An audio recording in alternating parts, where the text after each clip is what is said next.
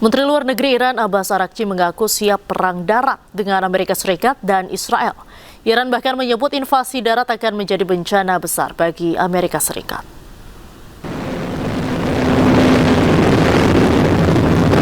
Ucapan Menlu Iran ini muncul di tengah meluasnya perang antara Amerika Serikat dan Israel dengan Iran. Iran tidak akan melakukan gencatan senjata dan tetap berkomitmen melawan agresi.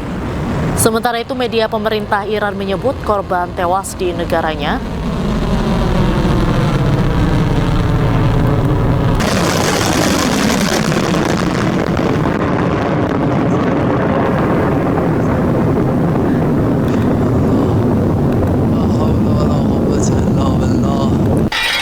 Sementara itu, media pemerintah Iran menyebut korban tewas di negaranya akibat serangan Amerika Serikat dan Israel mencapai 1.123 orang. Korban terdiri dari militer dan warga sipil. Adapun sejauh ini, Iran telah melancarkan serangan terhadap pangkalan militer AS di 9 negara kawasan Teluk. Di antaranya Bahrain, Irak, Yordania, Kuwait, Oman, Qatar, Arab Saudi, dan Uni Emirat Arab. آنچه که ما باش پایبندیم قوانین بین المللی است، چارچوب‌های انسانی است و اون اصولی که اینا دم ازش میزنن اصولا باید به همون پایبند باشن و حق و حقوق همه کشورها رو و طبیعتا ایران ما رو اینا حق ندارند نادیده بگیرن. کشورهای همسایه هم که یه سری از گروه‌ها و یا جناح‌ها در فکر اینن که از این فرصت بخوان به خاک ما حمله کنن، این پیام رو میدن. بهتره که بازیچه. Presiden Donald Trump menegaskan Amerika Serikat akan ikut campur dalam pemilihan pemimpin baru Iran. Langkah tersebut untuk memastikan pemerintahan baru Iran tidak menjadi perpanjangan tangan rezim yang berkuasa saat ini.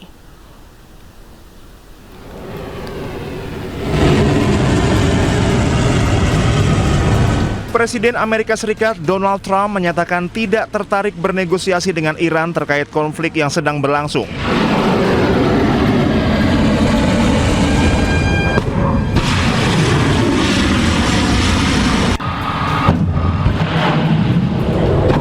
Menurut Trump, perang akan berakhir bila seluruh calon pemimpin Iran terbunuh dan kekuatan militer Iran hancur.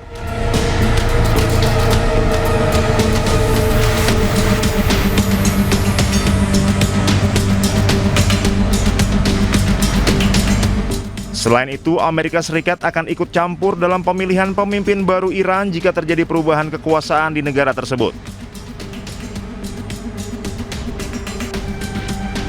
Trump mengatakan keterlibatan Amerika Serikat dalam proses pemilihan kepemimpinan baru di Iran dianggap perlu agar siklus pemerintahan yang sama tidak terus berulang. Because I don't want to just come back every 10 years, and mostly you'll have presidents, that won't do that because they don't get it. But we don't want to come back every 5 years or every 10 years and do this. So we want to pick a president that's not going to be leading their country into a war.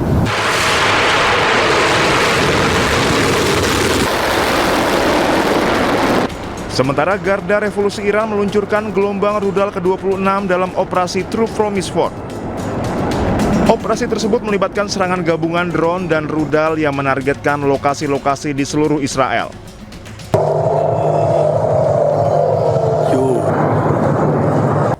Serangan tersebut merupakan respon terhadap operasi militer Amerika Serikat dan Israel.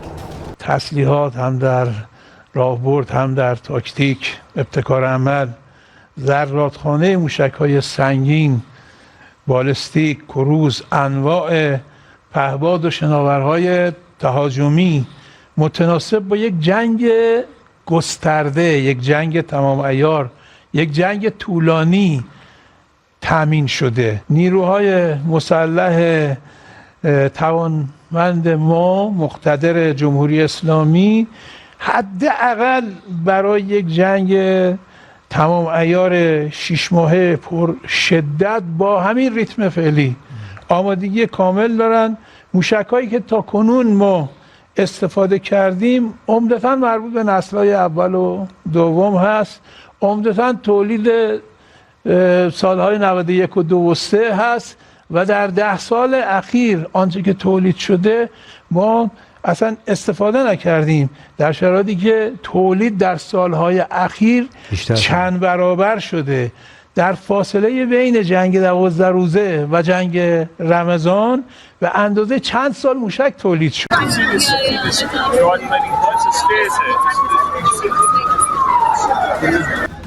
Selain menyerang Israel, Iran juga menargetkan negara-negara Teluk yang menampung instalasi militer Amerika Serikat. Dalam sepekan terakhir, sejumlah negara seperti Uni Emirat Arab, Kuwait, Qatar, Bahrain, Oman, Arab Saudi, dan Irak melaporkan adanya serangan drone atau rudal. Israel kembali melancarkan serangan udara ke sejumlah wilayah di Lebanon. Otoritas Lebanon mencatat serangan Israel sejak Senin telah menewaskan 294 orang dan melukai 1.023 lainnya.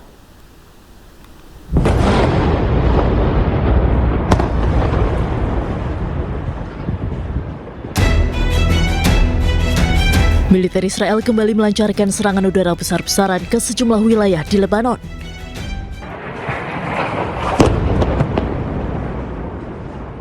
Di kota Tire, Lebanon Selatan, pesawat tempur Israel menyerang 3 bangunan yang telah mereka identifikasi dan ancam akan dibom di persimpangan Marrakech di wilayah Zuf El Mufti. Serangan tersebut turut menyasar pusat kedokteran gigi dan kosmetik Tire, sebuah gedung koperasi keluarga, dan sebuah bangunan tempat tinggal lainnya. Sebelumnya, militer Israel mendesak warga setempat untuk segera meninggalkan tempat tersebut. IDF mengatakan akan menyerang infrastruktur militer Hizbullah. Sementara itu, sedikitnya 4 orang tewas dalam serangan udara Israel di ibu kota Lebanon, Beirut, hari Minggu waktu setempat. Kementerian Kesehatan Lebanon melaporkan serangan Israel menghantam sebuah kamar hotel di pusat kota, hingga menewaskan 4 orang dan melukai 10 orang lainnya. Serangan di hotel tepi laut tersebut mengakibatkan sebuah kamar di lantai 4 hancur, kaca kamar pecah dan dindingnya hangus. Militer Israel mengklaim serangan tersebut menargetkan komandan-komandan kunci di pasukan Quds, sayap Korps Garda Revolusi Islam Iran di luar negeri. IDF menuduh para komandan merencanakan serangan teror terhadap Israel dan warga sipilnya. Sementara berdasarkan data per hari Sabtu, otoritas Lebanon mencatat serangan Israel sejak Senin telah menewaskan 294 orang dan melukai 1.023 orang lainnya. Pemerintah Indonesia mulai mengevakuasi warga negara Indonesia di Iran. Evakuasi dilakukan secara bertahap seiring meningkatnya eskalasi perang Iran dengan Israel dan Amerika.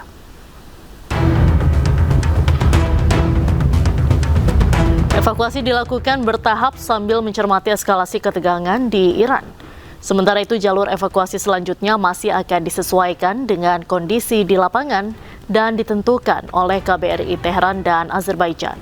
KBRI Teheran juga terus menjalin komunikasi dan jangkauan kepada WNI yang masih berada di wilayah Teheran.